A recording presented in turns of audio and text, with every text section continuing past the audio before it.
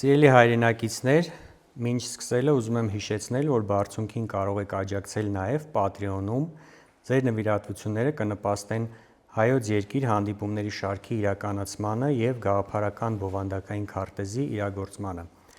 Շնորհակալություն բոլոր նրանց, ովքեր արդեն աջակցում են մեզ։ Եվ այսօր Զորեղ երկիր խորագրի ներքո հյուրընկալում ենք ՀՀ Փրկարարական ծառայության գեներալ-մայոր, ռազմագիտության դոցենտ Համլետ Մաթևոսյանին։ Զրուցելու ենք քաղաքացիական և բնակչության պաշտպանությանն առնչվող խիստ արդիական ու կենսական հարցերի մասին, այդ թվում արտակարգ իրավիճակների կառավարման համակարգի առանձնահատկություններն ու մարտահրավերները Հայաստանում, ինչ է քաղաքացիական պաշտպանությունը և ինչու է այն կենսական յուրաքանչյուր ինքնիշխան երկրի համար, ինչպես բարձրացնել հանրության պատասխանատվությունը արտակարգ իրավիճակներին, անվտանգության մշակույթի ձևավորումը որպես երկրի կայուն զարգացման հիմնասյուն։ Այս հարցերը հերթով կքննարկենք, անդրադառնանք, նաև ընթացքում կունենանք հարց ու պատասխանի հնարավորություն։ Մենք ընդհանրապես 1 ժամ բանախոսի հատվածն է լինում նյութը ներկայացնելու և ևս 1 ժամ հարց ու պատասխան, բայց քանի որ ընտրեցինք կետ-կետ անդրադառնալու տարբերակը, ամեն մի կետից, եթե հարցեր կունենաք վերջում, ձեռք կբարձրացնեք, հարց ու պատասխան կանենք, հետո կանցնենք հաջորդ կետին։ Եվ այսպես առաջինը անդրադառնանք արտակարգ իրավիճակների կառավարման համակարգի առանձնահատկություններն ու մարտահրավերները Հայաստանում։ Խնդրեմ, պարոն Մաթևոսյան։ Ասեմ, որ այդ համակարգը ի տարբերություն այլ համակարգերի իր մեջ ներառում է բացարձակապես բոլոր կառույցները և բոլոր մարդկանց։ Այսինքն մենք չենք կարող ասել, որ բնակչության պաշտպանությունը որևէ կառույցի մենաշնորհ է։ Դա բոլորի խնդիրն է, բացարձակապես բոլորի, և խնդիրը վերաբերում է միասնական կառավարման համակարգ ձևավորելուն։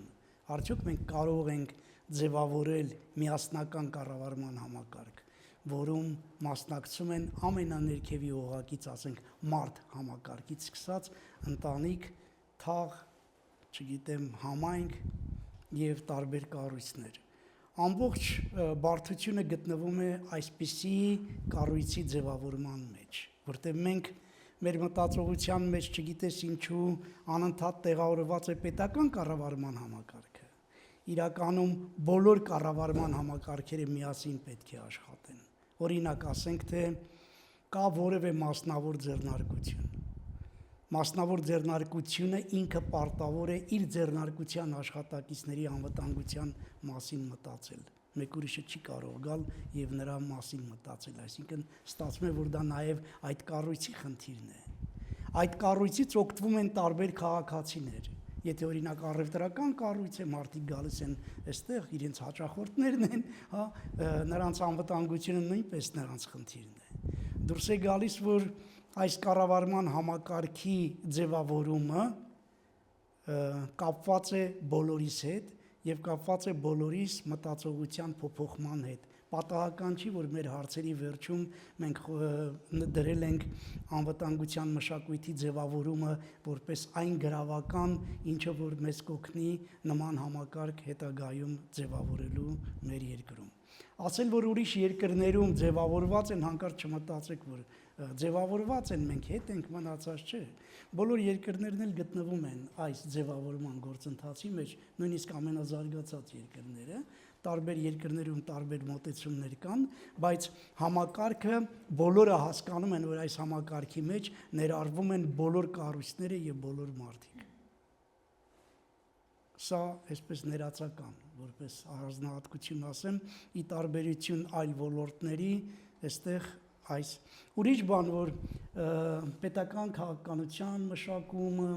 որը կլինի պետական կառավարման մարմինների խնդիր, որով զբաղվում են համապատասխան լիազորված մարմինները, դա լրիվ ուրիշ խնդիր է։ Այդ ռազմավարությունների մշակումը, ընդհանուր մոտեցումները, ենթաօրենսդրական փաստաթղթերի մշակումը, իրավական դաշտի ձևավորումը, բայց այս բոլորին պետք է նաև մենք օգնենք, ովքեր որ պետական կառույցներում չեն, նրանք նույնպես պետք է օգնեն նման դաշտերի ձևավորմանը։ Եվ այսօր կարելի ասել, որ բավականին հետաքրքիր դաշտ է ձևավորված, բայց մյուս կողմից էլ պետք է իմանանք մի շատ ավելի հետաքրքիր բան։ Այս ոլորտը ամենաերիտասարդ ոլորտն է։ Օրինակ, մինչև 90-ական թվականները այս երկրում փրկարար հասկացողություն չի եղել, ոչ միայն փրկարար չի եղել, այլ փրկարարական աշխատանք գոյություն չի ունեցել։ Եվ այն ծագեց Սպիտակի երկրաշարժից հետո նրա անհրաժեշտության այդ խնդիրը, եթե տեղյակ եք, նոր ձևավորվեցին փրկարարական ուժերը, բայց տասնյակ տարիներ են պետք, որ փրկարարության հետ կապված բոլոր գիտական ուղղությունները սկսեն զարգանալ։ Նույնիսկ եթե վերցնենք քաղաքացիական պաշտպանությունը, դա պատերազմներից, ռազմական գործողությունների դեպքում մարդկանց պաշտպանությունն է, կարող է բոլորիդ թվա, թե գիտեք էլի, դե ինչա որ, բայց ես ասեմ, որ ոչ։ Ինչու՞։ Որովհետև զենքերը արագ փոխվում են, նոր զինատեսակներ են առաջանում,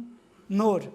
մեթոդներ են առաջանում, նոր մարտավարություններ են առաջանում, մենք հին պաշտպանական մեթոդներով չենք կարող շարունակել, դարձյալ պահանջվում է գիտական մոտեցում, նոր ուղղությունների զարգացում։ Եթե հետևում եք մամուլին, դուք տեսնում եք, որ այն ինչ հիմա ես կասեմ, բոլորին է վերաբերում, օրինակ ասենք նույն Սիրիայում տարանման գործընթաց չկարողացան իրականացնել, նույն Գազայում մինչև այսօր տարանման գործընթաց չի իրականացում, նույն ուկրաինական պատերազմում 80%-ով տարահանում չի իրականացվում, ինչու որտեղ մեխանիզմները չեն կարող գործել, պատերազմները իրենց բնույթը փոխել են։ Նոր մոտեցումներ են պետք եւ գիտական նոր ուղղություններ պետք է զարգացնել, որպեսզի կարողանանք այս պայմաններում բնակչության պաշտպանությունը իրականացնել։ Սա էլ այս տեսանկյունից, որ պատկերացնենք։ Մեկ օրինակ բերեմ, որ դուք ավելի ռեալ։ Մենք միշտ խոսում ենք միջուկային պատերազմ եւ այլն, բայց որևէ մեկս գիտենք, որ այսօր միջուկային պայթյուն փորձեր կատարվում են երկրագնդից 500 կիլոմետր բարձրության վրա։ Հարց է առաջանում ինչու։ Տեղյակ չենք։ Ինչ արդյունք է տալիս, տեղյակ չենք, դրանք գաղտնի փորձարկումներ են։ Բայց մի բան կարող ենք ասել, պատերազմը տեղափոխվում է դեպի տիեզերք։ Լրիվ ուրիշ տեղ է գնում։ Մենք ինչ ենք մտածում։ Մենք պետք է մտածենք նոր ուղղությունների զարգացման մասին։ Այս սա է, որ ոչ թե մարտահրավերներ են, ոչ թե մեկ երկրի խնդիր է, ոչ թե մեկ մարդու խնդիր է, այլ համայն մարդկության խնդիրն է։ Նոր մոտեցումներ մշակել բնակչության պաշտպանության ուղղությամբ։ Եվ սա իրոք շատ երիտասարդ գիտական ուղղություն է իր բազմաբնույթությամբ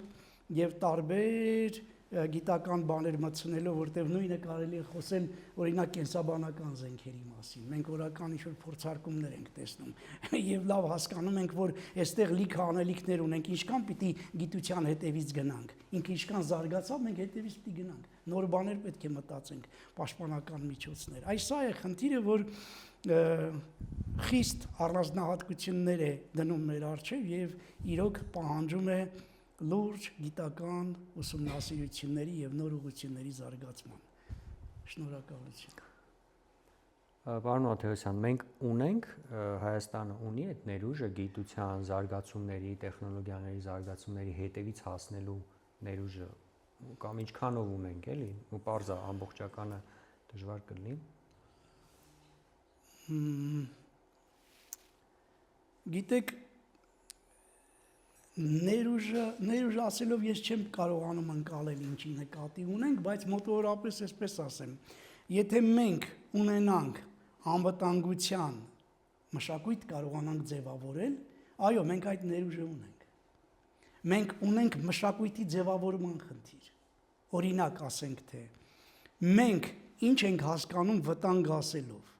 Մենք վտանգը տեսնում ենք, երևույթի ազդեցությունը զգում ենք, ասում ենք վտանգ, ես էլ ասում եմ ոչ դա վտանգ չի, Դա արդեն վտանգավոր երևույթն է, որը քո վրա ազդում է։ Դու այդ վտանգը պետք է տեսնես այն ժամանակ, երբ ինքը դեռ չի ծագել։ Կանխատեսել։ Ինքը չի ծագել, ինքը չկա, բայց դու պետք է իմանաս, որ այդպիսի վտանգ կա, եւ եթե այդ վտանգը լինի, հաստատ դու տուժելու ես։ Եթե դու դա գիտես, դրան ուրիշ ձևի կմոտենաս։ Հասկանում եք, օրինակ ասենք թե ասում, բերեք մենք սովորեցնենք ինչպես իրեն պահի այսինչ բանի ժամանակ, չէ, եղբայր, պետք չի։ Ինքը պետք է մտածի ինչպես անի, որ դա տեղի չունենա։ Ոչ թե ինքը ինչպես իրեն պահի, երբ որ վտանգը տեղի է ունեցել։ Այսինքն ամենատարրական խնդիրները, որոնք որ առաջին հայացքից թվում է թե ինչ խնդիր է որ, բայց իրականում մենք լուրջ մտածողության խնդիր ունենք։ Եթե այս մտածողության խնդիրը մենք լուծենք, այո, շատ խնդիրներ կարող ենք լուծել, մենք ունենք այդ ներուժը։ Շատ լավ, մենք կներես այս ավարտեմ ընդհանուր միտքը, հետո կասեմ էլի։ Խոսեցինք, որ այս անվտանգության խնդիրը եւ վերաբերում է բոլոր ոլորտներին, մասնավոր, հանրային եւ այլն։ Այսպիսի մի մոտեցում կա, որ կոչվում է համապարփակ պաշտպանության եւ անվտանգության համակարգ։ Կարծում եմ ծանոթ եք այդ մոտեցմանը, տարբեր երկրներում ներդրված է։ Ինչ եք կարծում այդ մոդելի մշակումը ինչքանով ճիշտ կլինի Հայաստանի համար եւ ինչ որ քայլեր այդ ուղղությամբ արվում են։ Մի քիչ ճիշտն ասած բարդ հարց եք տալիս, որովհետև համապարփակ ասելով մենք ինչ ենք հասկանում։ Իրենք ինչ են հասկանում, մենք ինչ ենք հասկանում, իրենք ոնց են մոտենում, մենք ոնց ենք մոտենում։ Մի լրացում անեմ, մի հատ բան ասեմ, եթե կարելի է, էլի։ Նայեք, մենք օրինակ մտածում ենք, թե տեղեկատվական զենքը ինչ ահավոր զենք է, որի ազդեցությանն ամեն օր ենթարկվում ենք։ Բայց մենք արդյոք ունենք մշակած որևէ մեթոդ, որից այս երիտասարդները կամ մենք կարողանանք պաշտպանվել այդ զենքի ազդեցությունից։ Չէ, մենք դեռևս շարունակում ենք միայն բեկորներից պաշտպանվելու մասին խոսել, որը հնացած է անցյալ դարի պատմություն է։ Այսօրվա զենքերը, զինատեսակները այնպիսին են, որ այդ համապարփակը շատ բարդ խնդիր է։ Օրինակ ես բան բերեցի, որ այդ համապարփակ ասողները որպես զենք օգտագործում են, իրանց համար դա համապարփակ պաշտպանության խնդիր է։ Մեզ համար ուրիշ խնդիր է դառնում։ Դրա համար ասել, որ ընդհանուր էս մոտեցումը չէ, բայց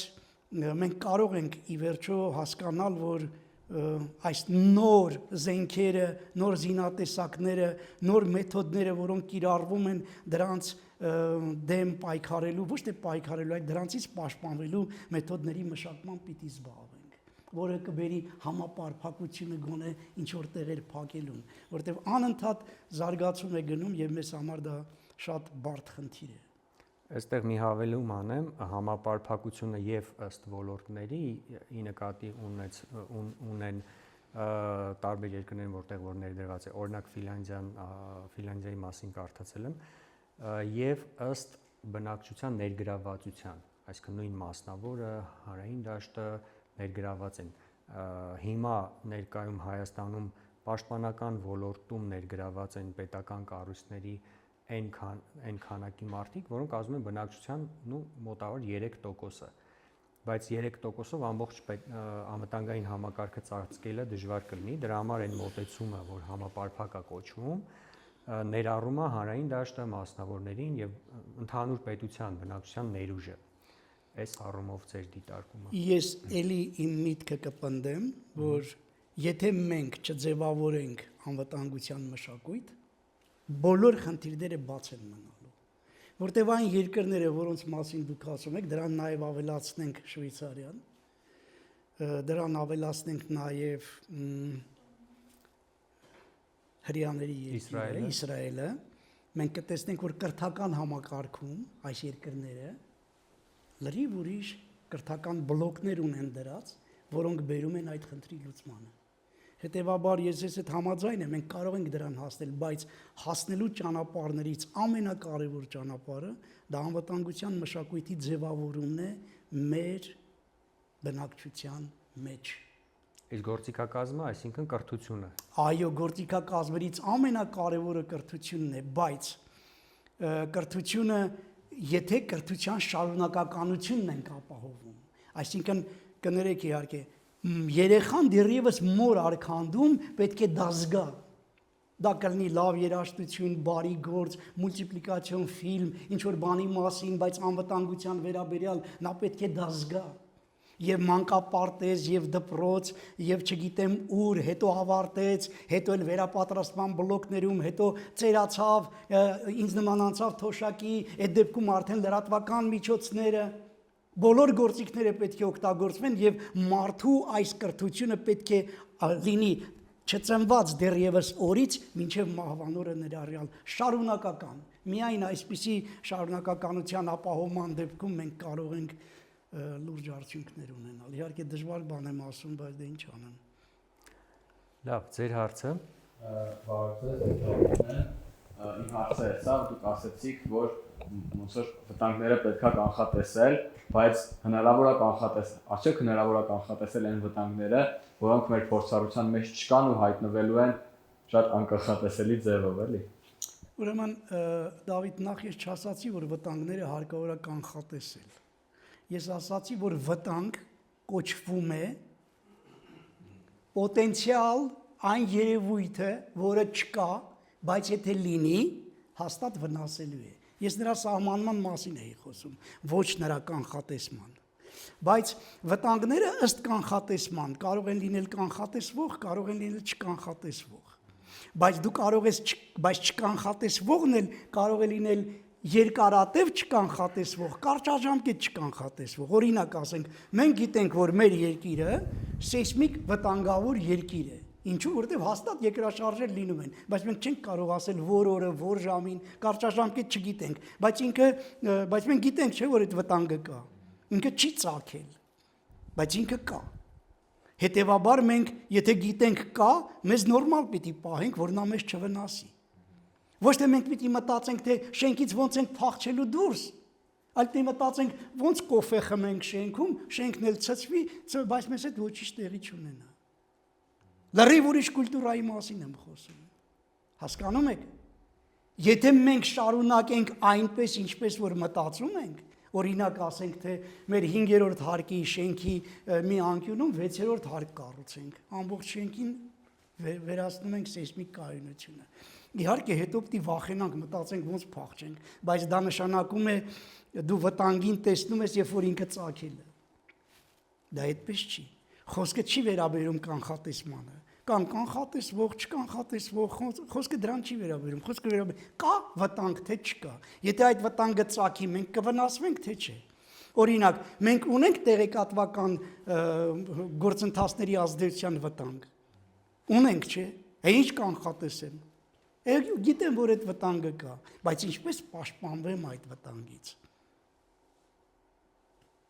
Ինչպես աշխատեմ տեղեկատվության հետ։ Ոչ թե ասում եմ մենք չմտնենք հեռախոսի մեջ, չօգտվենք էլեկտրոնային դաշտից, չէ, բայց ինչպես օգտվենք, որ նա մեզ չվնասի, որ նա ուրիշի ուզածը չանի, այլ մենք մեր ուզածը անենք։ Խոսքը սրան է վերաբերում։ Իսկ սա պահանջում է կուլտուրա, մշակույթ։ Լավ, երկրորդ կետին անցնենք, ինչ է քաղաքացիական պաշտպանությունը եւ ինչու է այն կենսական յուրաքանչյուր ինքնիշխան երկրի համար։ Քաղաքացիական պաշտպանությունը դա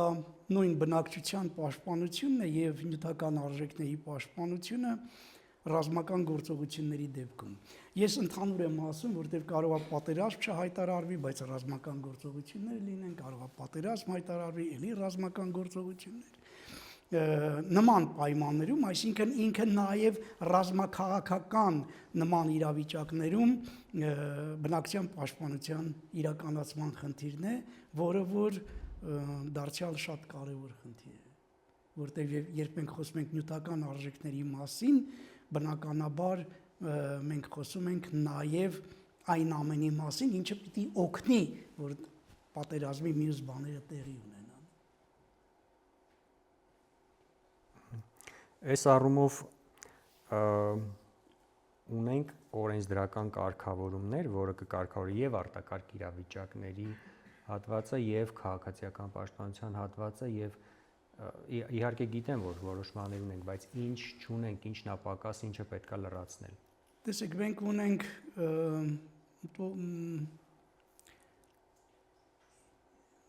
թվով 9 օրենքներ ունենք, որոնք կարգավորում են ըստ ոլորտների, օրինակ արտակարգ իրավիճակներում բնակչության պաշտպանության մասին օրենքը, որը արտակարգ իրավիճակներին է վերաբերում, քաղաքացիական պաշտպանության մասին օրենքը, որը պատերազմներին է վերաբերում, եւ ունենք այդպես տարբեր ոլորտներում նման պաշտպանական օրենքներ, 9 այդպիսի օրինակ հակահրդեհային անվտանգության մասին օրենքը, միայն հրդեհներին է վերաբերում։ Այդ օրենքները կան։ Ունենք 1000-ից ավելի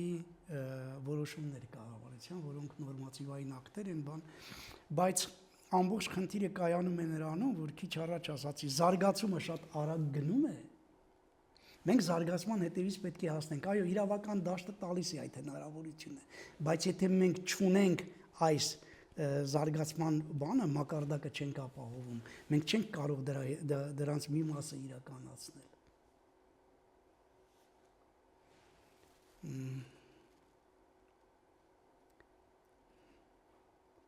Տեսեք, օրինակ, ասվում է, որ ասենք պաշտպանական կառույցները նրա համար են, որ այս դեպքերում մարդկանց պատասպար են, բայց պատերազմի բնույթը փոխվելով պաշտպանական կառույցներում պաշտպանության ձևերն են փոխվում։ Այսօր նշանակետային հարվածները այնպիսին են, որ մարդկային կուտակումներ եթե լինեն, նշանակետային հարված կարող է տեղի ունենալ կամայական տեղից։ Հետևաբար առաջվա նման բոլորին միտեղ հավաքել, բան այնպես խոշոր բաներ անել, երևի պետք է մտածել ընդհակառակը ինչքան շատ ցրես, այնքան ավելի բան է։ Շատ լրջագույն մոտեցումներ կան, այնպես որ խնդիրը իրավական դաշտի մեջ չի գտնվում։ Իրավական դաշտը բավականին հետաքրքիր ձևավորված է։ Խնդիրը դրա իրականացման մեջ է գտնվում, այդ իրականացման զարգացումն ապահովելու մեջ։ Նոր ռազմավարություն պիտի մշակվի, այսինքն։ Չէ, ռազմավարությունը կարող է մնալ նույնը, ասենք 5 տարի, 6 տարի, 7 տարի, բայց նրա իրականացման ուղիները անընդհատ փոփոխվում են։ Մեթոդները։ Այո։ Այդ ուղղությամբ ինչ աշխատանքներ են տարվում։ Դե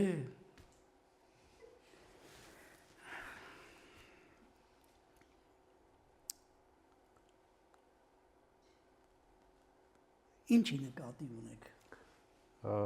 Նու ի նկատի ունեմ մեթոդաբանության մշակում եւ ներդնում։ Հիմա արվում է այդ տիպի աշխատանքներում, պատասխանատու ի նկատի ունեմ պատկան ոլորտային նայենք, էլի, որպեսզի ոլորտային պատկերացնենք, մենք ինչի նկատի ունենք։ Տեսեք, 90-ական թվականներին դպրոցներում հանրակրթական բոլոր այդ առարկաները վերացած էին։ 98 թվականին կառավարության որոշմամբ մենք կարողացանք վերականգնել քաղաքացիական պաշտպանություն առարկան։ Առաջին դասագիրքը գրեցինք 2000 թվականին։ Մտավ դպրոց։ Առաջին դասագիրքը վերաբերում է 8-ից 10-րդ դասարանների համար։ Մեկ գիրք։ Հետո բաժանվեց, դարձավ 8, 9, 10, 11, 12 առանձին գրքեր։ Հետո մի 4 տարի հետո երկրորդ, երրորդ, չորրորդ դասարանների ես եւ շրջակա աշխարհի մեջ մտան արտակարգ իրավիճակներին վերաբերող հարցեր։ Երրորդ դասարանի երեխան արդեն սկսեց ծանոթանալ երկրաշարժերի որոշակի խնդիրների։ Եվ կամաց, բայց միևնույն է ինքը քիչ է։ Ինքը քիչ է։ Ինչի համար է քիչ, որովհետեւ այստեղ երբ որ մենք խոսում ենք դրա ձևավորման մասին, պիտի մի բան իմանանք, որ բոլոր առարկաների մեջ ընդհանրապես գոյություն ունեն ոլորտին վերաբերող լիքը բաներ, բայց ուսուցիչը չգիտի, մեթոդաբանությունից է պակասում, որ ասվի, եթե ասվի, երեխայի մոտ կսկսի առաջանալ մտածողության խնդիր, որտեղ երեխայի մոտ առարկայով չեն մտածողություն զարգացնում։ Մտածողություն զարգացնում են սիստեմատիկ ինչ-որ բաներով։ Եվ այս առումով այո, հիմա էլ մենք փորձում ենք գնալ նրան, որ բոլոր առարկաների մեջ ներառվեն նման բաներ։ Օրինակ ասենք թե նայեք, մի հատ օրինակ բերեմ։ 7-րդ դասարանի դասագրքում մի քանի տարի առաջվանն եմ ասում, որտեղ հիմա չեմ կարդացել, այն ժամանակվանն եմ ասում։ Գրված է. երբ է դժբախտաբար բառը օգտագործում եւ բարեբախտաբար։ Հայոց լեզվի մեջ գրված է հետեւյալ օրինակը. հանքախորշում տեղի ունեցավ պայթյուն, բարեբախտաբար մարդիկ չէին գտնվում։ ինքը բացատրում է բարեբախտաբար բառը, չէ։ Ես երբ որ խոսում եի այդ մասին, ուսուցիչներին ասացի, հիմա ես մի հատ բան ասեմ, դուք ժամացույցին նայեք։ Երեխաներ գիտեք, հանքախորշում պայթյունի ժամանակ հնարավոր է պայթյունի ալիքը մարդուն շպրտի մի կողմ, հնարավոր է տեղի ունենա փլուզում, հնարավոր է որ գազերից տեղի ունենա թունավորում եւ հնարավոր է որ փլատակներ առաջանան եւ մնա փլատակների տակ։ Քանի վայրկյան տևեց 17 վայրկյան։ Ուսուցիչ ինչ կորցրեց 17 վայրկյան։ Բայց երեխային ինչ ասաց։ Երեխայի մեջ ինչ մնաց։ 4-րդ դասարանի դասագրքում մայրենին կա մայրի, կոչվում է մայրի։ Այդտեղ նկարագրում է որ ծառը շատ ունած հպարտ էր, այնպես լավ էր, ինքը ամենաբարձրն էր, նայեց կողքի ծառերին, կողքի ծառերը իրենց վատ զգացին, չորացան, ինքը մենակ մնաց ու քամին իրեն գցեց ցած։ Այստեղ էլ մենք կարող ենք լրիվ ուրիշ երևույթի մասին խոսել։ Կամ ասենք թե մաթեմատիկայի խնդիրներ կան, թե գետի արագությունը ինչ դժվար է ասել, որ գետի այն ապում մի հատ մարդ կա, որը փրկության կարիք ունի, այս կողմից փրկարարական նավակը պիտի գնա, էլի ջրի արագությունն այսքան, այդ ինչքան ժամանակում կգնա կփրկի, բայց երեխան պատկերացնում է փրկարարական նավակ, փրկարարական օղակ, մարդուն առաջին հասկանում եք, երբ որ տարբեր առարկաներով, տեսեք, երկու խնդիր, եթե ֆիզիկայից լուծի, երկու խնդիր մաթեմատիկայից, երկու խնդիր բանից քիմիայից, մի հատ օրինակ մայրենի լեզվից, մի հատ օրինակ գրականությունից, պատմությունը լեցուն է նման օրինակներով։ Երեխայի մոտ կառաջանա սա։ Այսինքն պարտադիր չի, որ մենք ուրիշների նման նոր առարկաներ ներդնենք, նոր ինչ-որ մասնագետներ պատրաստենք, չէ։ Մենք կարող ենք պարզապես խելացի մոտենալ եւ երեխայի մոտ զարգացնել մտածողությունը, որը եւ ձևավորում է այդ կուլտուրը։ Այսինքն պետք է բոլոր առարկաների մշակման ժամանակ հաշվի առնել հարակից կան, այո, կան։ Մասնավորապես քաղաքապաշտպանության եւ ամեն ինչ կա, միայն պետք է ուշադիր լինել եւ կարողանալ դա բացատրել։ Հիմա դրա համար ինչ է պետք անել, այսինքն պետպատվեր իջացնելու ժամանակ նախարարությունը ենթադրենք պետքա պատվերի մեջ նշի, որ հաշվի առնել նման մոտեցումը։ Ոչ մի բան պետք չի։ Պետք է գիտակցություն լինի։ Այդ բոլորը կա։ Եթե գրքում այդ օրինակը կա, ինչ գրի, ինչ պետք պատվեր իջացնի։ Չէ։ Ուսուցիչը պետք է այդ օրինակի վրա մի հատ բան ասի, էլի։ Չհակերտ եմ ասում։ Ի նկատի ունեմ, որ գրքում այդ օրինակները ներառվի, ասենք հիմա չկա այդ օրինակները։ Չէ, այն ինչ որ ասում եմ կա է։ Հա։ Ես ինչ որ ասացի, դրանք կան։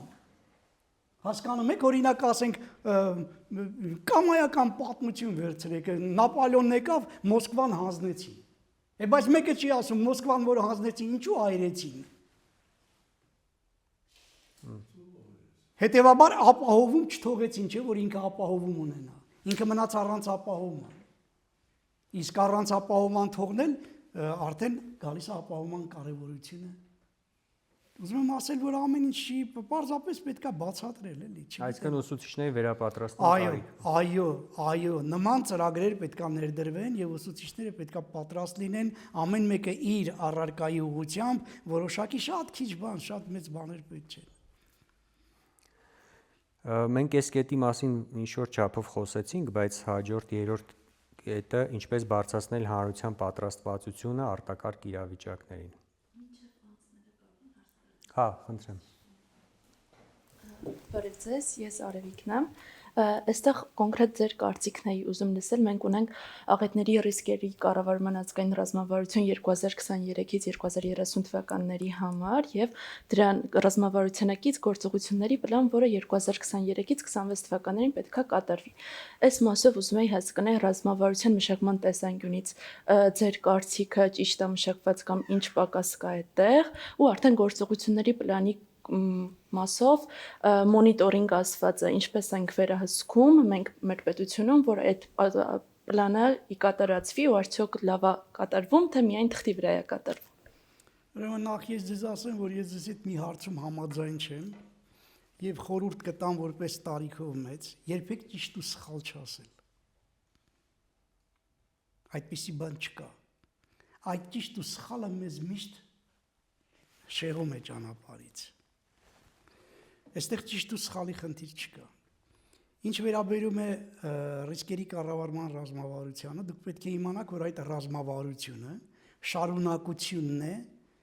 ռիսկերի նվազեցման ռազմավարության, որը դրանից 10 տարի առաջ ընդունվեց։ Ռիսկերի նվազեցման ռազմավարությունը ցույց տվեց, որ կառավարման բլոկը բաց է թողնված, եւ դրա համար էլ խնդիրները լիարժեք չեն լուծվում եւ ընդունվեց ռիսկերի կառավարման ռազմավարությունը ոչ թե մեր կողմից, այլ Սենդայի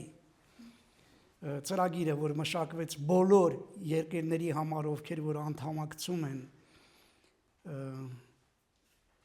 150 երկրների մասին է խոսքը, բոլոր երկրները մշակեցին այդ ռազմավարությունը, այդ թվում նաև մենք մշակեցինք այդ ռազմավարությունը։ Այդ ռազմավարությունը բավականին լուրջ մշակված ռազմավարություն է եւ ինքը ունի այո իր գործողությունների ծրագիրը, որը 3 տարին մեկ վերանայվում է եւ այդ գործողությունների ծրագրով նախատեսված գործընթացներ կան իրականացվող։ Ես որպես ուսուցման ոլորտում գործունեություն ծավալող մարդ ասեմ, որ մեր ոլորտում դա իրականացվում է։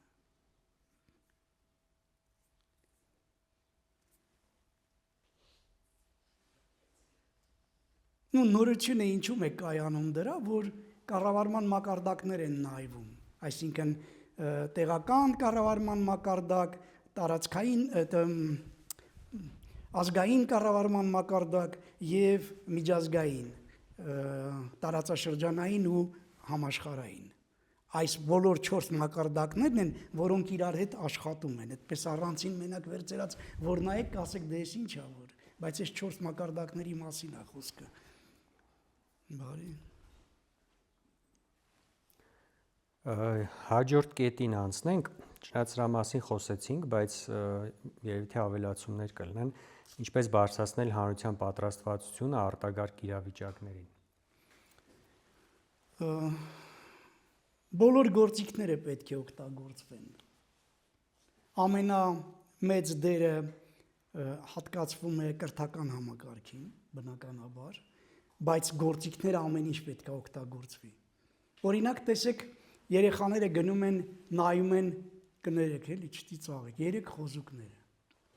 3 խոզուկները, որ նայում ես, իր մեջ արտակարգ իրավիճակների հետ կապված այնքան հետաքրքիր բաներ կան, որ կարող ես ասել, բայց չգիտես ինչու այն խոզուկ եղբայրների փոխհարաբերություններն է դիտարկվում, չէ՞ որ կարելի է եւ ընդհանրապես, եթե նայենք մենք մանկական հաղորդումները, հեռուստահաղորդումները, մուլտիպլիկացիոն ֆիլմերը, մյուսը լիքը գործիքներ կան, իսկ այսօր արդեն էլեկտրոնային դաշտը իր տարատեսակ գործիքներով շատ մեծ հնարավորություն է տալիս։ Պարզապես այս ուղղությամբ աշխատանքները չեն տարվում, որտեղ ինքը աշխարհում է երիտասարդ։ Ինքը մենակ մեզ մոտ չի երիտասարդ։ Հիմա խաղերի մշակում է գնում տարբեր։ Այո, խաղերի մշակում է գնում, այդ խաղերի մշակման մեջ այդտեղ էլ դե իհարկե շատ հետաքրքիր բաներ կան։ Օրինակ, տեսեք, ես երբ որ գրեցի մանկական բանաստեղծությունների շարքը, կոչվում է Աղետիկ, ինձ լրագրողները հարց տվեցին, թե ինչու ձեր բոլոր ստեղծագործությունները նույն տողերով են սկսում։ Տողերը հետևյալն են, ինքս բարի իմ բնույթով դերասան եմ։ Ես սիրում եմ խաղալ դերեր, մեկ երկրաշարժ, մեկ ջրևեղ։ Եվ ես ասացի, որ այստեղ իմ խնդիրը կայանում է նրանում, որ երեխան ի սկզբանե իմանա, որ բնությունը երբեք չար չի լինում։ Նույնիսկ երկրաշարժը, որին մենք չար երևույթ ենք համարում, ինքը մարդու համար շատ հետաքրքիր բարի երևույթ է։ Մարդը չգիտի դա։ Օրինակ, որտեղ երկրաշարժ, այնտեղ քաղցրահամ ջրեր։ Հայաստանը լի է, չէ՞ քաղցրահամ ջրերով։ Այն անապատում երկրաշարժ չկա, բայց ջուր էլ չկա խմելու։ Բայց մենք այս հարստության մասին չգիտենք։ Մենք շենքը վատ կառուցում ենք, մնում ենք տակը, երկրաշարժին ենք մեղադրում։ Երկրաշարժը մեզ ջուրը տալիս է, մենք երկրաշարժին մեղադրում ենք, թե մեզ սպանեց, ինչի համար։ Խնդրեմ ասի։ Ջուրը երկրաշարժն է տալիս, թե ուղղակի բարձրադիր լեռները, որից որ գալիս է երկրաշարժը։ Չգիտեմ, ուսումնասիրեք երկրաբանությունը կտեսնեք։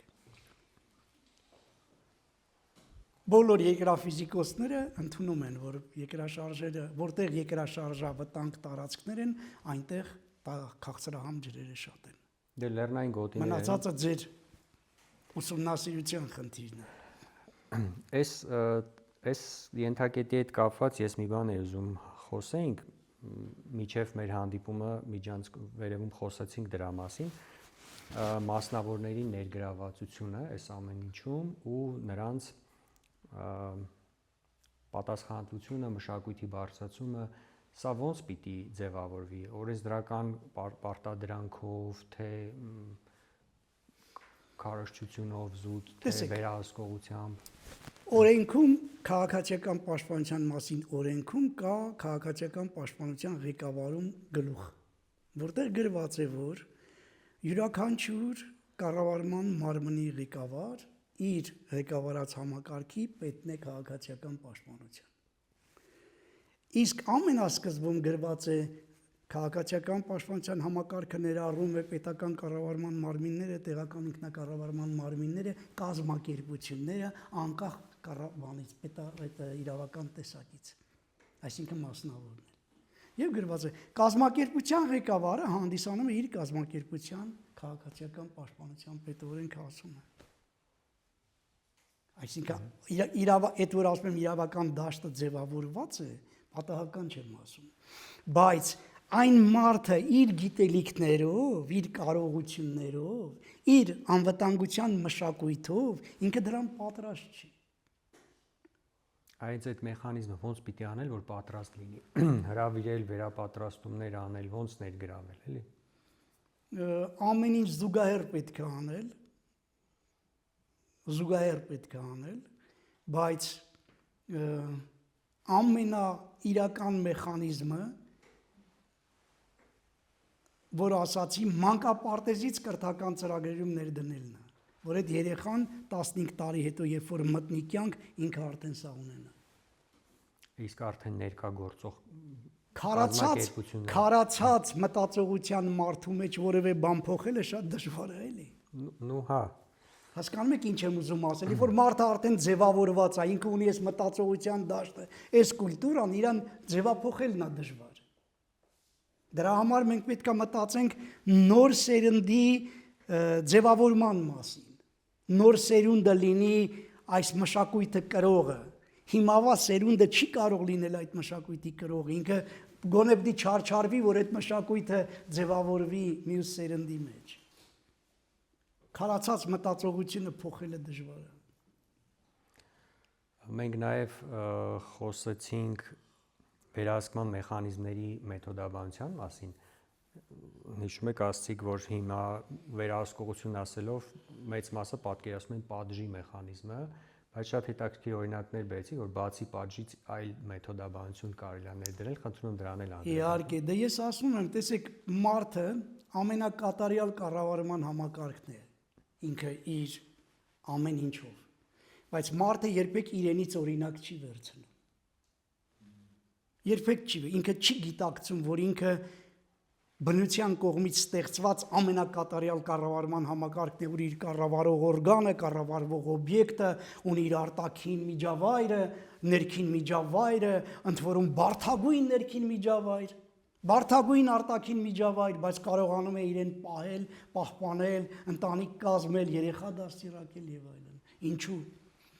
Որտեվ նրա մեջ ոչ թե դրված է հսկողությունը պատժելու նպատակով, այլ հսկողությունը իր վիճակը կարգավորելու նպատակով։ Ընդ որում նրա բոլոր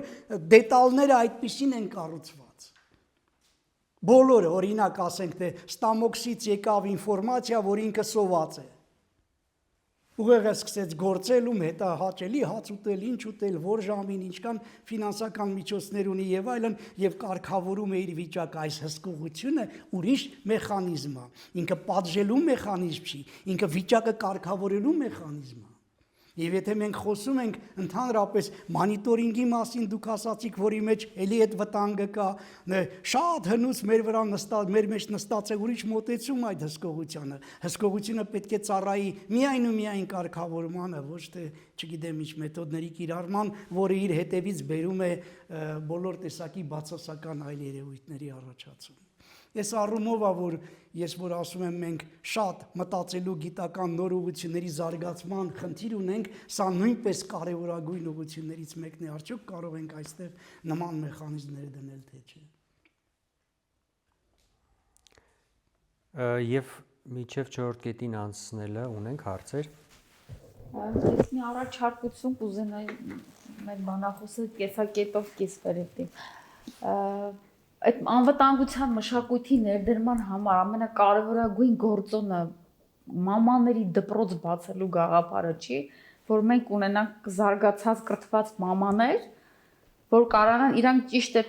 դաստիարակեն, ինչ որ կարճաժամկետ դասընթացների կուրս մշակենք, ինչ որ մի բան, որ ճիշտ մամաներ ունենանք, հենց հատուկ մամաների դպրոց։ Գիտեք ինչի, որովհետև տեսեք, մենք ոնց որ սովետական սերնդի ու նոր սերնդի այդ դաստիարակչական մեթոդները խառնվել, այսօր ոնց որ չկա այն, ինչը որ կոնկրետ երեխային ճիշտ հմտություններ կփոխանցի, մամաներն են ոնց որ շփոթված։ Այդ իմ տեսակետն է, ու մեկ էլ արհեստական բանականությունը, տեղեկատվական տեխնոլոգիաները միգուցե կարողանանք կիրառենք ու իրազեկության բարձրացման որպես գործիք օգտագործենք։ Տեսեք, երբ որ մենք գործիքներն ենք նայում, գործիքները ուրիշ են։ Ձեր բերած հարցերի մեջ շատ վտանգավոր բաներ կան, ինչու։ Որտեվ եթե ես տեսնում եմ, թե ինչպես է կինը կամ աղջիկը հեռախոսը ձեռքը մի ձեռքով էլ ղեկը բռնած, կներեք։ Չկներեք։ Եվ ինչպես բոլորը այստեղ նստածների մի նեղացեք, հեռախոսը ձեռքը բռնած կարմիր կամ կանաչ լույսի տակով անցնում է ոտքով, ես ներողություն եմ խնդրում։ Ումնից եք ուզում անվտանգության մշակույթի ձևավորումը առաջանա։ Ինչ դասերի մասին է խոսքը։ Մենք պետք է սկսենք մեզնից, մենք մեզ չենք տեսնում։ Այ եթե ես ինձ տեսնեմ իմ վատ բանով, ես տեսնեմ, որ սա չի կարելի անել, ու ինքը սա չանեմ, հասկանամ, որ սա ամոթ է պարզապես։ Սա ինձ չի սազում։ Ես երբեք դա չեմ անի։ Հասկանում եք, բայց եթե ինձ համար միևնույնն է, ինչ դասերի մասին է խոսքը։ Դրա համար եմ ասում, նոր սերնդի մասին պիտի մտածենք։ Այս սերնդին չես կարող փոխել, ինքը այդ հեռախոսից չի կարող իր ինքը այդ ձևել պիտի օգտվի։ Ինչ ուզում ես արա։ Բայց ես չեմ ասում չօգտվի, օգտվի, բայց անվտանգության բաները պետքա պահ։ Ուրիշ խնդիր մենք ունենք, այդ ուրիշ խնդիրը թաքնված է մեր ամենօրյա կյանքի մեջ։ Մեր ամենօրյա կյանքի մեջ, տեսեք հապա, մարդը ինչպես է վերաբերվում իր ունեցածին եւ ինչպես է վերաբերում ընդհանուրի ունեցածին։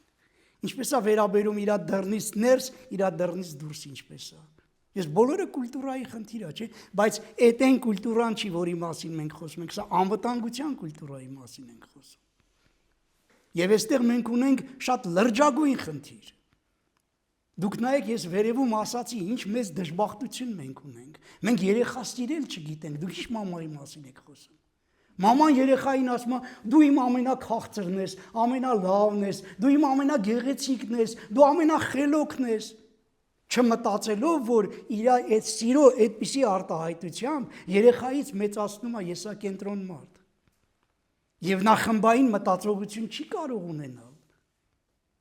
Լրջագույն խնդիրներ ունենք, հասկանում եք, տարբեր ուղղությունների մեջ է, թվում է, թե իրարից կտրված են, բայց իրականում բոլորը ձեր ասած մեկ համակարգի մեջ են մտնում։ Սա իրա դեր ունի, նա իրա դեր ունի, այստեղ շատ լուրջ, դրա համար ես կարծում եմ, որ մեր գլխավոր խնդիրը պետք է լինի նոր սերնդի ձևավորման վրա շատ չարչարվելը։ Այս սերնդին այնպես անես, որ շատ վտանգների մեջ չընկնեն, ձեր ասած վերապատրաստում, բայց դա այն արդյունքը չի տալու, ինչ արդյունք որ կտա ապագա սերնդի հետ աշխատելը։ Ով աշխատեց սերնդի հետ։ Ես, դուք, մյուսները։ Այդ համար պետք է կրթական կենտրոնը տեն սարքենք, որ աշխատեն մնացածը։ Չէ, լիքը հնարավորություններ կան, պետք է մենք ամեն մեկս մեր գործում անենք։ Ոչ ոք ձեզ չի խանգարում ձեր ընտանիքում այս խնդիրը լուծել։ Ոչ էլ որևէ մեկը խանգարում է ձեր ընկերների մեջ այդ խնդիրը լուծել։ Ոչ էլ ինձ է խանգարում։ Միանշանակ անհատական մակարդակում չունենք մենք այդ բանը պարզապես մեզ միշտ թվում է թե ուրիշը պետք է անի։ Այս պետք է ստեղծվի, պետք է ստեղծվի, չեն արել, չեն արել, չէ, ամեն մեկս այնքան լուրջ բաներ ունենք անելու։ Անհատական մակարդակում հնարավոր է անել, բայց դրանք լոկալ ազդեցություն են ունենում։ Հիմա ինչ որ պետական քաղաքականություն մշակվում է, կրթական մոդելի մեջ ներդնելու այս խնդիրների ինչ որ լուծումներ, առաջարկներ։ Տեսեք, երբ որ ես խոսեցի, թե կրթական համակարգում ինչեր են ներդրված, արդեն առանց այդ քաղաքականության դա չէր կարող ներդրվել։ Հետևաբար այս քաղաքականությունը մշակված է տարիների ընթացքում ներդրումները գնալով ավելի են ավելանում։ Հիմա ավելին ասեմ, որ նոր առարկա կմտնի շուտով, որը կկոչվի անվտանգության կենսագործնության անվտանգության հիմունքներ, մոտավորապես այդպես կկոչվի, իրեն մեջ կներառի բավականին շատ հարցեր։ Այո, տարվում են, բայց առանց բոլորի հետ տարվող աշխատանքի մենք քիչ արդյունք կունենանք։ Դե այդ առումով ահագին ուժեղ գործիքակազմ է, օրինակ հանրային հեռուստատեսությունը։ Ես չգիտեմ, ունենք հեռուստատեսությամբ ինչ որ նման հաղորդաշար այս թեմայի վերաբերյալ։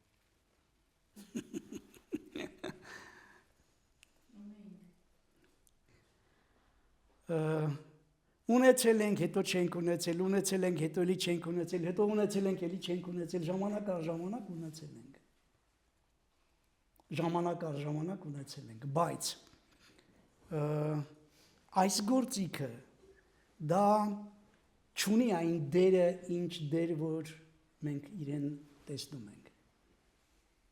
Լրջագույն դերը կրթական համակարգի դերն է։ Դրա համար է, որ ես խոսում եմ նոր առարկայի մասին, այդ առարկաների մեջ ներմուծելու մասին, բան հենց այնպես չեմ ասում։ Սա արդեն գնում է, ընթացքի մեջ է։ Եվ ինքը կթափավորվի։ Այստեղ լիքը անելիք կա։ Ինչ վերաբերում է հեռուստատեսությանը, մենք մի բան պետք է իմանանք, որ եթե մենք խոսում ենք կրթության մասին կամ խոսում ենք վերապատրաստման մասին, մենք պետք է մտածենք իսկ ով է լսարանը։ Որտեւ այն ինչ պիտի տանք մանկապարտեզի երեխային, չենք կարող տալ միջին դպրոցի աշակերտին։ Այն ինչ տալիս ենք նրան, չենք կարող տալ ուսանողին։ Այն ինչ տալիս ենք ուսանողին, չէ՞։ Ամեն մեկը որպես լսարան ինքը ձևավորում է, թե ինչ տաս, ինչ մեթոդ կիրառես, ինչպես անես, որ կարողանա, բայց երբ որ այդ բոլորը գումարվում է իրար, դառնում է համակարգ։ Այս համակարգի ձևավորման մասին է խոսքը։ Արդյոք կարող ենք մենք ամեն մեկս նպաստենք այդ համակարգի ձևավորմանը, թե պիտի սպասենք, որ ինչ որ մեկը անի, ինչ որ մի մարմին մշակի, ինչ որ մի բան, դե սպասենք։ Հիմա օրինակ դուք գործունեություն եք ծավալում, չէ՞ որ դուք ձեր քարիկը դնում եք այդ պատի վրա։ Հիմա մենք մի քարիկ ենք դնում, մարդիկ լսում են, քննարկում ենք, խոսում ենք, քարիկա։ Եթե ամեն մեկը մի քարիկ դնի, պատը կդառնա էլի։ Նաև առաջարկում եմ խոսենք նոր տեխնոլոգիաների ներդրման մասին։ Հիմա շատ են արագ զարգանում են նոր տեխնոլոգիաներ, արհեստական բանականություն, անվտանգային ոլորտում, քաղաքապաշտպանության ոլորտում, արտակարգ իրավիճակների ոլորտում ինչ նորություններ կան եւ ինչքանով են հասցնում մեր Հայաստանում ներդնել դրանք։ Տենց այդպես մարմնական պատասխան չեմ կարող տալ, բայց որ մեծ աշխատանքներ են տարվում եւ տարվել են եւ տարվելու են շտեմարանների ձևավորման, արհեստական բանականության կիրառման ուղղությամբ դա միանշանակ է։ Եվ բոլոր հիմքերը կան դրանց հասնելու համար։ Այն, որ խնդիրը հասնելու է մոդելավորման, դա էլ է միանշանակ, որտեղ այսօր այդ մոդելավորման հիմքերը երևում են արդեն։ Ես ինչի նկատի ունեմ, օրինակ ասենք երկրատեղեկատվական համակարգերի կիրառումը որոշումների ընդունման մեջ։ Ոչինչ որ մի քիչ մանրացնեմ։ Պատկերացնենք մի տեղ անտառային հրդեհ է։ Մենք դրեցինք քարտեզը, անտառը տեսանք։ Հետո դնում ենք գետեի քարտեզը, Տեսնում ենք, որ այստեղով գետը հոսում, հետևաբար կրակը այս կողմ չի գնալու, այս գետը չի թողնելու որ գնա։ Ուժերը դեպի այս կողմ ենք բերում։ Դնում ենք ջրամբարների քարտեզը, ասում ենք հաղորդիչ մեքենաները այստեղից կարող են ջուր վերցնել։ Դնում ենք ուժերի քարտեզը, այսինքն սկսում ենք որոշումներ կայացնել այսպիսի մոդելավորման, կոնկրետ մոդելավորման օրինակ եմ բերում, իհարկե շատ ավելի բարդ մոդելավորման եղանակներ կան, բայց միայն երկրատեղեկատվական համակարգերի։ Այո, նման համակարգերի ներդրման մեխանիզմները խիստ արդիական են եւ նման ուղղությամբ աշխատանքներ տարվում են։ Շատ լավ, ունենք հարցեր։ Ես մի հատ էլ հարցել եթե կարելի է։ Տեսեք, այսօր գրքերը շատ խառն են, գրականությունն լավ բան, բայց ինչ որտեղից կարելի է օգտվել, օրինակ ուսանողի ժամանակակից զանգվածային ոչնչացման զենքերին ծանոթացնելու կամ դուք էլ նշեցիք, որ արդեն հին մեթոդները չեն կարող կիրառել ապաստանների մասին կամ ինչ-որ մի բան, որտեղից ճիշտ ինֆորմացիա վերցնենք եւ փոխանցենք, ասենք նույն ուսանողներին, որ ժամանակի համապատասխան լինի, էլի մի քիչ հինը դնենք մի կողմ, հին ուսումնական պլանները հինը արդեն պետք չլինի։ Ես լավ չեմ պատկերացնում ձեր ասացի հինը նորը, էլի։ Տեսեք, մենք հիմա ասում ենք թաքստոսների մասին, բայց ձեր ասել չկա։ Կամ մենք անցնենք միջուկային զենք, քիմիական զենք, դա արդեն արդիական չի այդքան, ինչքան որ նոր մեթոդներ, նոր զենքեր կա, որոնց մասին մենք կարանք իրանց իրազեկենք։ Նախ եթե դուք մտնեք դիմակայուն գրադարան, էլեկտրոնային գրքերը, ձեր ասած այդ բոլոր գրքերը այնտեղ կան, որոնք մասնագիտական են։ Տեղն ասում եմ կոնկրետ, դիմակայուն գրադարան։ Մտնում եք ինչ ուզում եք զենքեր, ուզում եք անօթաչուներ, ինչ ուզում եք, մանեք եք այնտեղ կա։ Ամեն ինչ կա։ Բայց կա այն սահմանով, ինչ սահմանով, որ դուք պետքա տաք։ Տենց չի որ նկարագրածա չես իմանում ինչ, ինչքան որ պետքա երեխային տալու, այդքան նյութերը կան։ Այդ գրադարանից կարող եք օգտվել, էլեկտրոնային տարբերակը աշխատում է հանգիստ։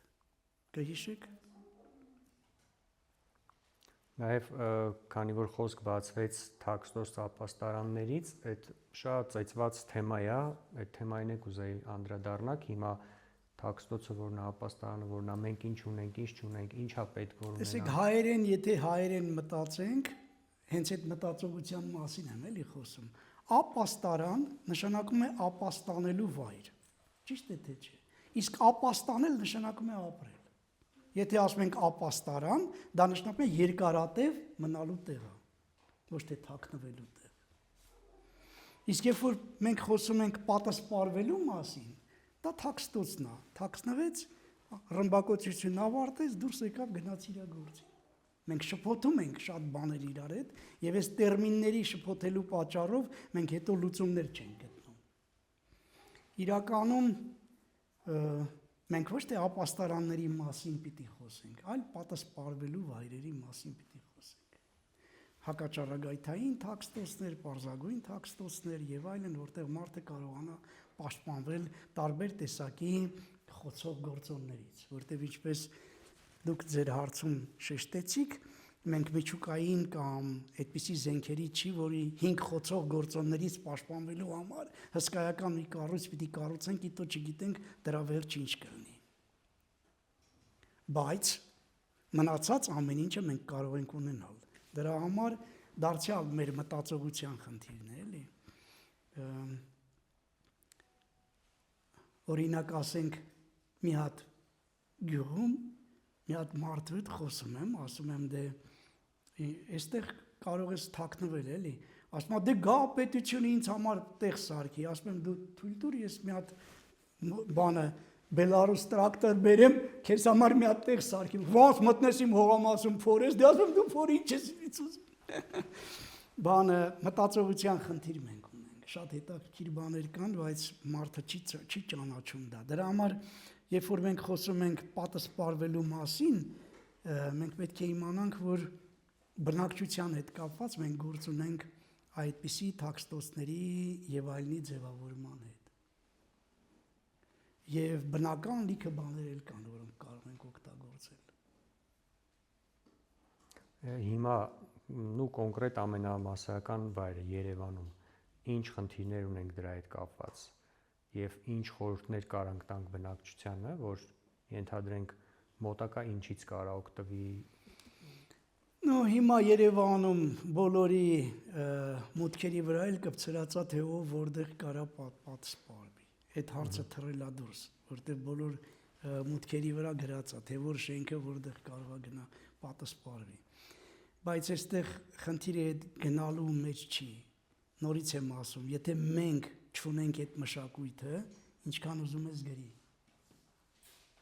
Պետք է մշակույթը ձևավորենք, որ կարողանանք դա օգտագործել։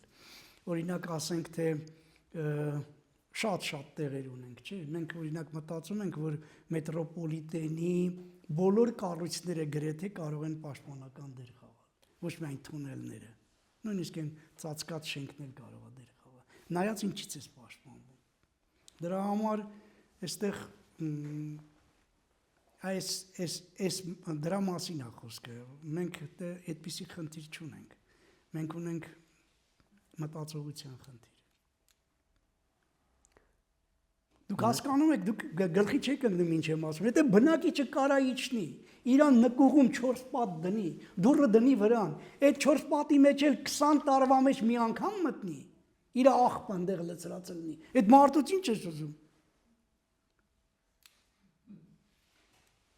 Մտածողության գերխնդիր ունենք։ Նույնը վերաբերում է մեր փողոցներին, մեր մայթերի չլնելուն, նոր որ վերևում ասում էի, ավանում ստեղ մայթ չկա, մարդը մայթով քայլի, երեխեն փողոցի մեջտեղով է գնում։ Ո՞վ անում։ Նույն բնակիչն է, իր պատը մի քիչ էս կողմ դնի, պատում է։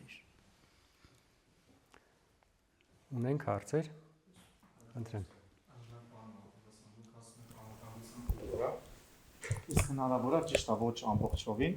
բայց գոնե մասնակիորեն այդ կուլտուրան մարդու վրա այդ բեռը վերցնենք ու տանք տեխնոլոգիաներին։ Չէ, որտեվ այդ տեխնոլոգիաներին չենք կարող տալ, եթե մենք այդ կուլտուրան չունենք։ Նախ պետք է մենք ունենանք, հետո տանք այդ տեխնոլոգիաներին։ Երկնքից 3 խնձոր չի գնում, բայց տեսեք, ես խոսում եմ անվտանգության կուլտուրայի մասին, չէ՞։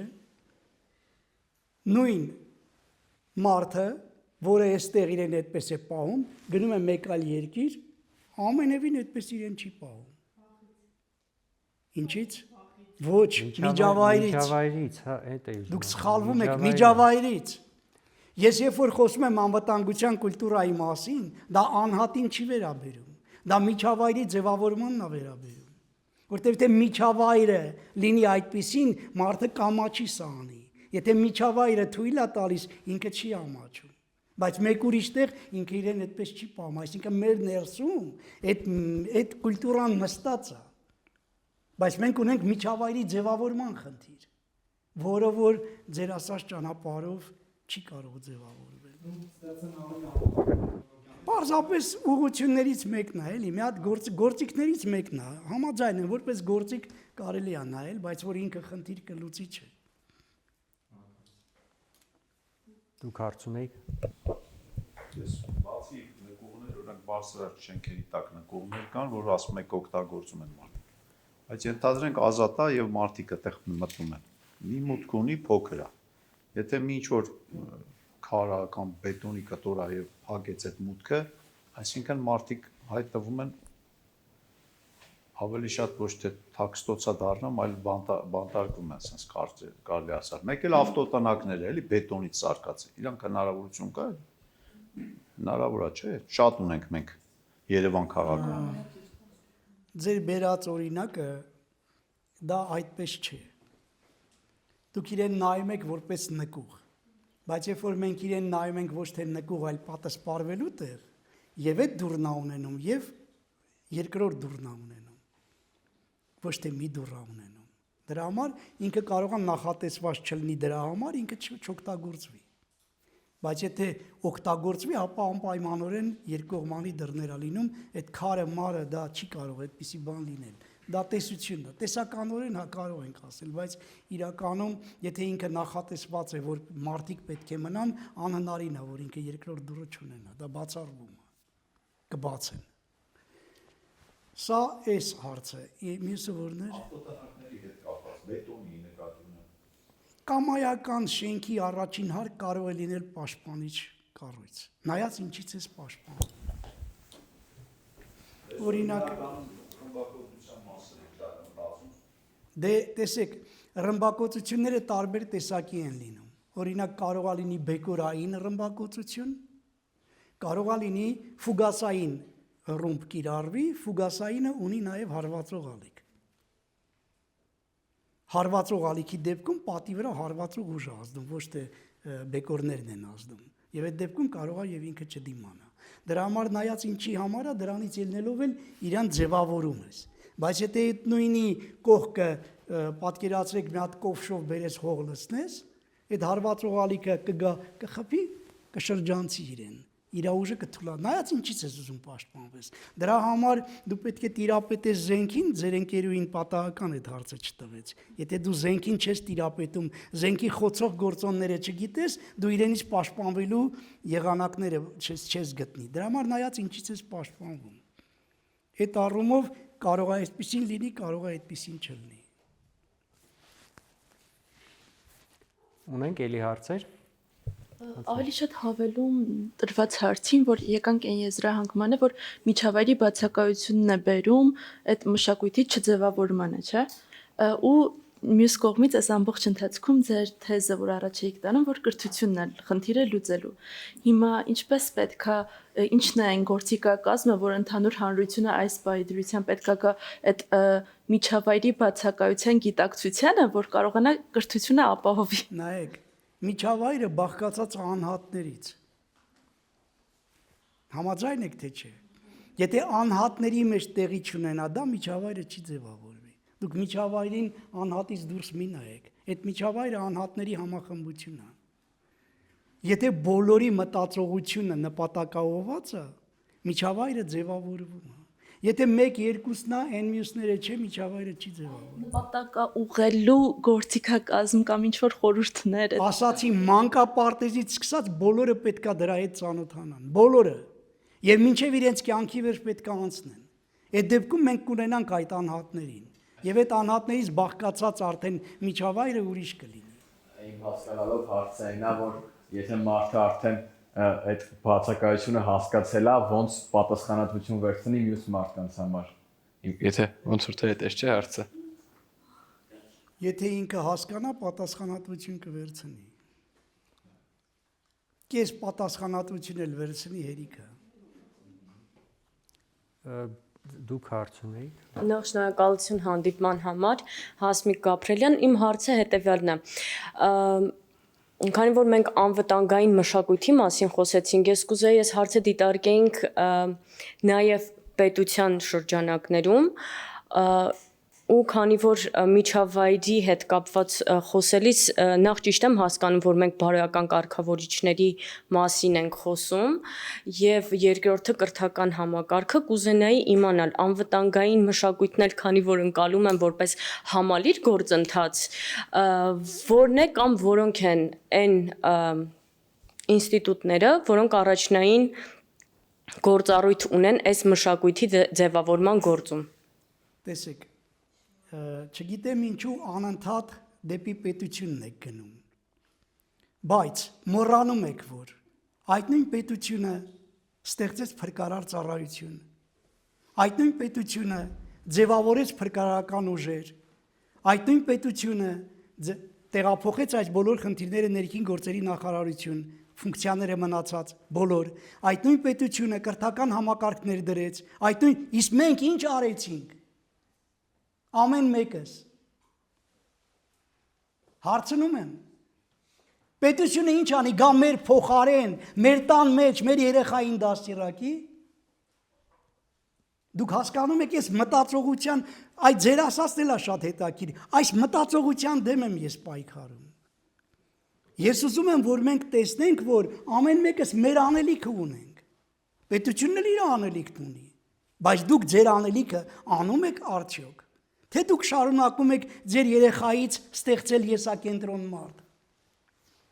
թե դուք ձեր ընտանիքի անդամներից այն կողմ չեք անցնում, այն ինչ որ մենք անում ենք, թե մենք նույն ձևի փողոցն ենք անցնում, Ասում ենք թող պետությունն անի, ինչ անի։ Չի կարելի պատասխանատվությունից փախչել։ Մենք ամեն մեկս պատասխանատու ենք, ամեն մեկս։ Գանե հարցուներ դու։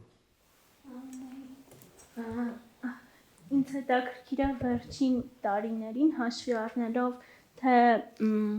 արհեստական բանականության նոր զենքերի եւ այլնի զարգացումները, թե կլիմայական փոփոխությունների եւ այլն, ոնց է այս ամեն ինչը ազդել արդեն մեր քաղաքացիական պաշտպանության ու բնակչության պաշտպանության խնդիրների վրա, ինչ դինամիկա ունենք այս տեսանկյունից ու ինչ նոր բաներ կան, որոնց մենք առերեսվելու ենք։ Տեսեք, ձեր ընկերու հարցի մեջ ձեր ասած պատասխանը կար, երբ որ ինքը խոսեց աղետների ռիսկի կառավարման ռազմավարության մասին, մենք հետ գնացինք, ասացինք, որ մինչև այդ մի ուրիշ ռազմավարություն էլ կար։ Հետո առաջացավ, այսինքն զարգացման գործընթացը մենք այստեղ տեսանք։ Մշտական այս զարգացումը ինքը գոյություն ունի։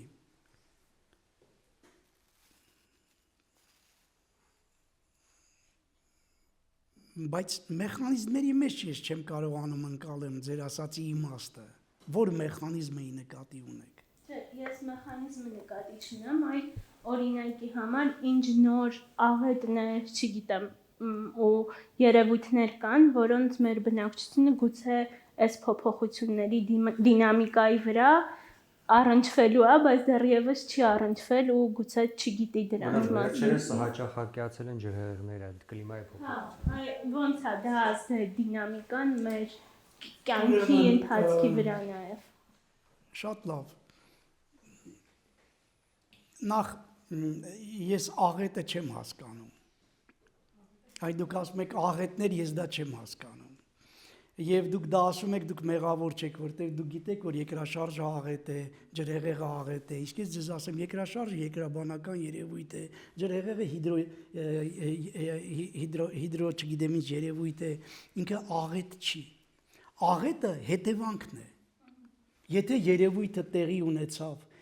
աղետալի հետևանքով, արդյունքում մենք ունենք աղետ։ Ինքը երևույթը աղետ չի։ Հետևաբար նման աղետներ գոյություն չունեն։ Կան վտանգավոր երևույթներ։ Մենք որքանով ենք պատրաստ այդ վտանգավոր երևույթներին դիմակայելու։ Թույլ չտալու որ նա լինի կամ թույլ տալու որ նա լինի։ Կարող եմ ձեզ բերել օրինակ։ Գորիս քաղաքի վրա 5 սելավատարներ կան, որտեղից սելավներ են գալիս քաղաքի վրա։ Եվ